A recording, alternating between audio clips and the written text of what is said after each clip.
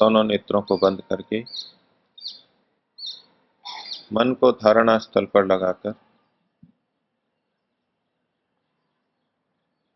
परमात्मा के अनंत स्वरूप का मन में भाव रखते हुए परमात्मा की ही सर्वत्र विजय हो, उसी में हमारा कल्याण है, इस भाव को रखते हुए ओम का उच्चारण करेंगे। श्वास भरें।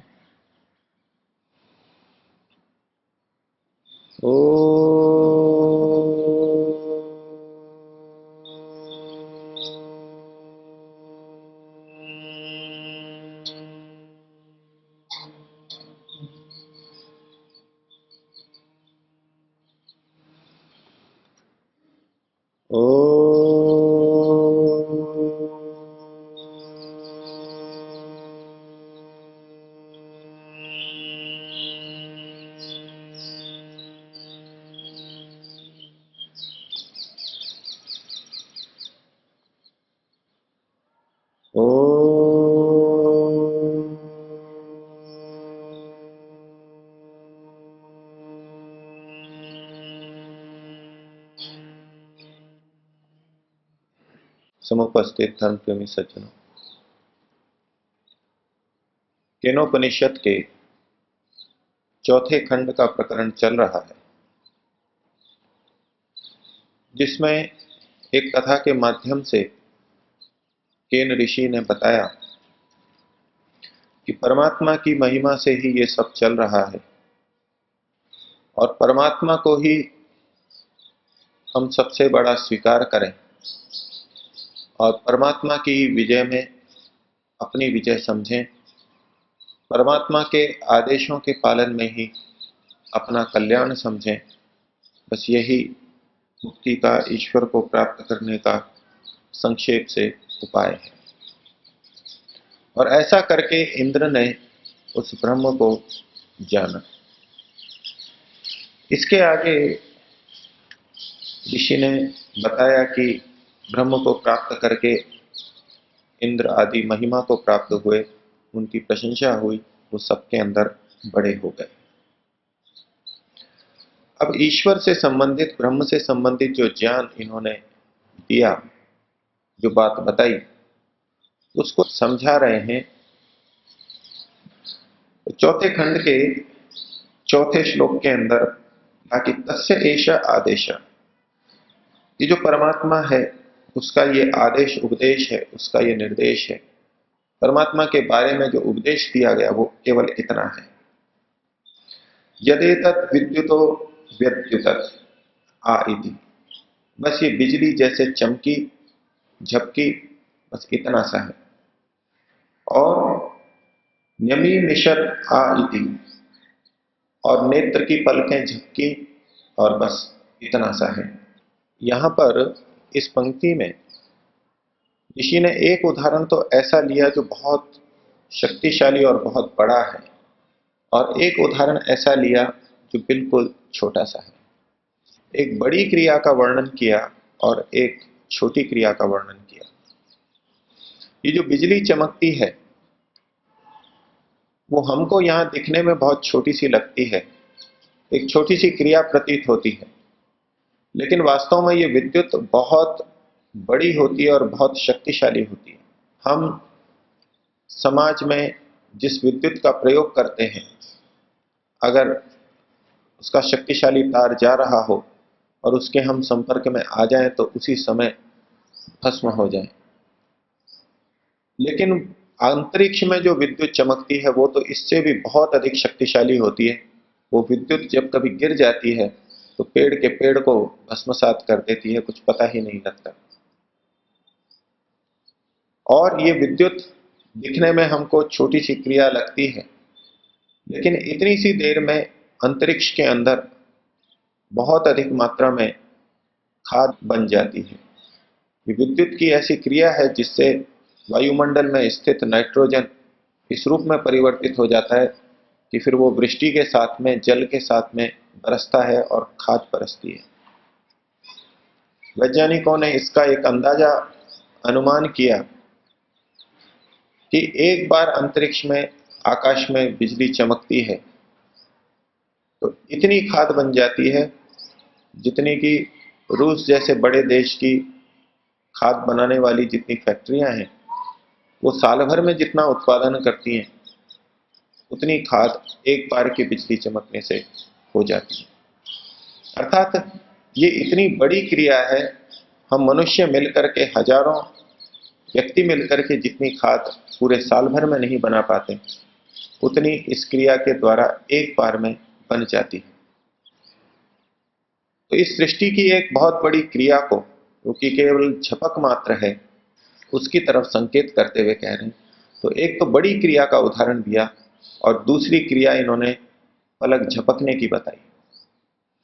महर्षि दयानंद ने सत्यार्थ प्रकाश में जब ये प्रकरण चलाया कि कोई भी क्रिया बिना चेतन की इच्छा के नहीं होती है, हमारी सारी क्रियाएं हमारी इच्छा से होती हैं, तो वहां उन्होंने एक छोटी सी क्रिया के उदाहरण के रूप में नेत्रों का झपकना भी बताया और कहा कि नेत्रों का झपकना भी बिना इच्छा के नहीं होता, उसमें भी हमारी इच्छा काम करती है।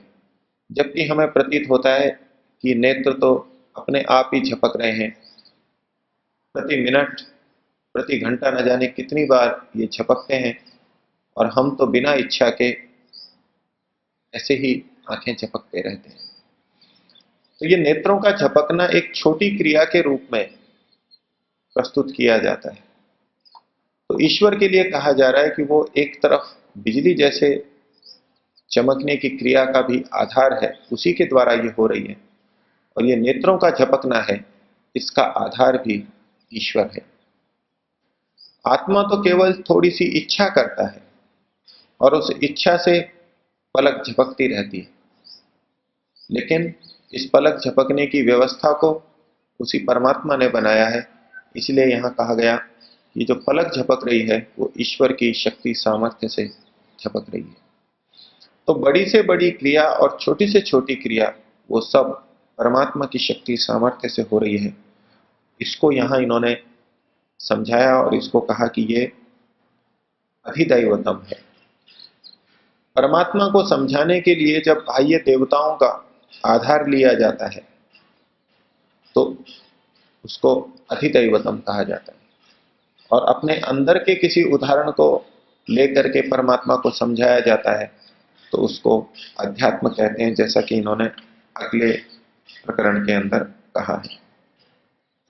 तो अधिदैवतम को बताने के बाद में कहा अथ अध्यात्मम, परमात्मा को ही समझाने का प्रयास है, और कहते हैं कि यदेतत् गच्छति इव च मनो, ये जो मन है ये चला सा जाता है, गच्छति इव, चला सा जाता है, हमें प्रतीत होता है जैसे कि ये कभी इधर चला गया, कभी उधर चला गया, कभी बाजार में चला गया, कभी कार्यालय में चला गया, कभी दुकान पे चला गया।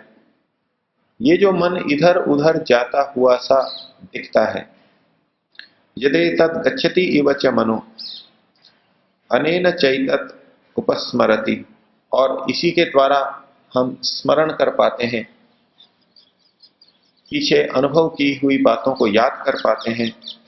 अभीक्षणम संकल्पः, बार बार हम संकल्प कर पाते हैं।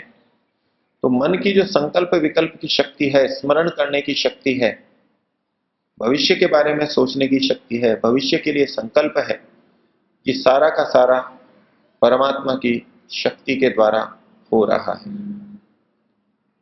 एक तरफ हम समझते हैं कि ये मन हमारे द्वारा चलाया जा रहा है, अर्थात आत्मा के द्वारा चलाया जा रहा है। आत्मा की प्रेरणा वहां पर है, उतने अंश में ये बिल्कुल ठीक है। हमारी प्रेरणा इच्छा के बिना वो इस तरह के कार्यों को नहीं कर पाता है। लेकिन यहां कहा जा रहा है कि ये मन जितना भी गति करता है, संकल्प विकल्प करता है, ये परमात्मा की शक्ति से करता है। परमात्मा ने मन को इस प्रकार का बना करके प्रस्तुत किया है कि हम मात्र इच्छा करते हैं और वो चलने लगता है। जैसे कि कोई ऐसी कार आ जाए जिसमें केवल इच्छा करने मात्र से वो कार चलने लगे, और वैज्ञानिकों ने इस तरह के प्रयास किए भी हैं और समाचार ऐसे आ रहे हैं कि उसमें उनको सफलता भी मिली है। वहां उसको हैंडल को घुमाना नहीं पड़ता कि कार इधर मुड़े इधर मुड़े, कुछ ने तो आंखों से उसको केंद्रित कर लिया है। जिधर आप आंख घुमाएंगे, जिधर मुड़ना चाहेंगे, उधर ही वो अपने आप मुड़ जाएगी। और मन की इच्छा मात्र से, मन की इच्छा हुई तो मस्तिष्क में कुछ परिवर्तन हुआ, और मस्तिष्क के उन संकेतों को पकड़ करके वो कार अपने आप उसी तरह से चलेगी, गति बढ़ाएगी, कम होगी। इस तरह के प्रयास चल रहे हैं, इस तरह के वायुयान बनाने के प्रयास चल रहे हैं। इच्छा मात्र से ये यंत्र चलेंगे।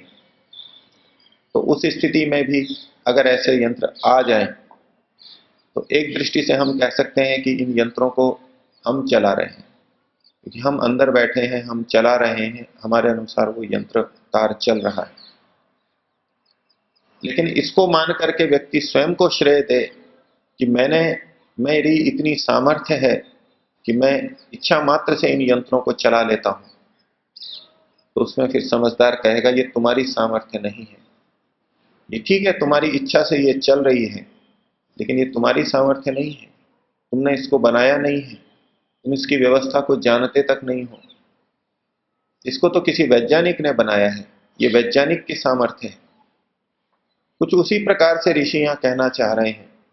हम ऐसा समझ लें कि हम ही सब कुछ सोच रहे हैं, अच्छा सोच रहे हैं, ये सब हमारी सामर्थ्य है, और सारा का सारा श्रेय हम अपने को दे लें, तो ऋषि कहना चाहते हैं कि ये परमात्मा की शक्ति सामर्थ्य से चल रहे हैं।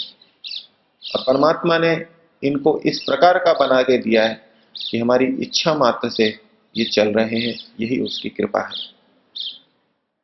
और इसको कहा ये अध्यात्म है, अर्थात मन की इन तीव्र गतियों के माध्यम से परमात्मा की शक्ति को समझाने का प्रयास चल रहा है। और इस प्रकार का परमात्मा जो बाहर की गतिविधियों को कर रहा है और आंतरिक गतिविधियों को भी कर रहा है, वो ही हमारा इच्छित प्राप्य, हमारे द्वारा चाहा गया होना चाहिए, ये उनकी प्रेरणा है, जिसको उन्होंने अगले वाक्य के अंदर कहा है। वो कहते हैं तद्ध तद्वनम नाम, वही निश्चय से, तद्वनम नाम, इसका तद्वन नाम है।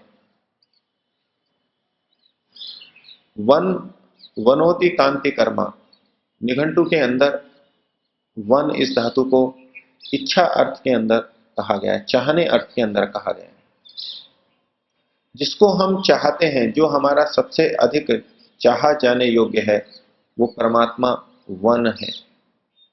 एक वन शब्द हम जंगल के लिए भी प्रयोग करते हैं, यहाँ परमात्मा के लिए वन शब्द का प्रयोग किया गया कि हम परमात्मा को वन के रूप में पुकारें, उसको वन के रूप में उसकी उपासना करें। तत्वनम इति उपासितव्यम, वो वन है, चाहा जाने योग्य है, इस प्रकार से उसकी उपासना करें। हमारे मन में इस प्रकार का भाव बैठ जाए कि परमात्मा ही सबसे अधिक प्रिय है, सबसे अधिक चाहा जाने योग्य है, इस तरह की उपासना हमारे को करनी चाहिए। और इसका परिणाम क्या निकलेगा? तो कहते हैं स य एतत् एवं वेद, जो इस प्रकार से जान लेता है, जान लेता है अर्थात मान लेता है, उस तरह से परमात्मा को वन के रूप में, सबसे ज्यादा प्रिय के रूप में चाहने लगता है, उसकी उपासना करने लगता है। उसके साथ क्या होता है? तो स य एतत् एवं वेद अभिह ऐनम सर्वाणि भूतानि संवांछन्ति। उस व्यक्ति को सभी भूत अर्थात सभी प्राणी चाहने लग जाते हैं। जो परमात्मा को सबसे प्रिय समझ करके उसकी उपासना करने लगता है, तो उसको भी सभी प्राणी, सभी अन्य मनुष्य प्राणी चाहने लग जाते हैं। जिस प्रकार से हम परमात्मा को चाहते हैं, परमात्मा के गुणों के उत्कर्ष के कारण, उसकी कल्याणकारिता के कारण, उसके हितैषी होने के कारण उसे हम चाह रहे हैं, उसी में हम अपना हित समझ रहे हैं, उसकी बात मानने में ही अपना हित समझ रहे हैं। तो जो साधक परमात्मा को इस रूप में देखेगा, इस रूप में उसकी उपासना करेगा, तो उसमें जब विभिन्न गुण आएंगे, गुणों का उत्कर्ष होगा, तो अन्य प्राणी भी उसको अपने लिए कल्याणकारी हितकर मानेंगे और इस प्रकार उस व्यक्ति से भी और अधिक प्रेम करने लगेंगे, सभी उस व्यक्ति को चाहेंगे। तो परमात्मा की उपासना का एक फल इस रूप में संकेतित किया जा रहा है कि उस व्यक्ति को अधिक से अधिक लोग चाहने लगेंगे। एक सामान्य भौतिक चाहना होती है कि हम जिसकी आवश्यकताओं की पूर्ति करते हैं वो हमको चाहने लगता है। स्थूल रूप से परिवार के अंदर बच्चे माता पिता को चाहने लगते हैं अथवा माता पिता बच्चों को चाहने लगते हैं। समाज में भी इसी प्रकार होता है। जो भी दूसरों की आवश्यकता पूर्ति करता है, दूसरों का हित करता है, लोग उसको चाहने लगते हैं। यदि हमारा राजा, हमारा शासक अच्छी तरह राज्य करे तो हम उसको चाहने लगते हैं। पूरी जनता, करोड़ों लोग उसको चाहने लगते हैं कि यही हमारा राजा रहे। जिसको हम चाहेंगे उचित ढंग से, वो वही होगा जो ईश्वर के गुणों को अपने में धारण करेगा, ईश्वर के गुणों के अनुरूप अपने को बना करके दूसरों का कल्याण करेगा, तो सब उसको भी चाहने लगेंगे। और यदि हमारी उपासना का फल ये निकल करके आए कि लोग हमारे को न चाहें, हमारे से द्वेष करने लगे, इसका मतलब है कि हमारी उपासना के अंदर कहीं दोष, खोट विद्यमान है, या हमारी उपासना अभी ठीक तरह से नहीं चल रही है। यहाँ ये भी ध्यातव्य है कि दुष्ट व्यक्ति, अधार्मिक व्यक्ति कभी धार्मिक व्यक्ति को नहीं चाहेगा। यह उनकी बात नहीं है। एक श्रेष्ठ महापुरुष यदि समाज का कल्याण कर रहा है, तो जो स्वार्थी व्यक्ति हैं, अधार्मिक व्यक्ति हैं, जिनके स्वार्थ पर चोट पहुंचती है, वो उस महापुरुष को कभी नहीं चाहेंगे। वो उसको मारना चाहते हैं, उसका अहित करना चाहते हैं, उसकी हानि करते हैं।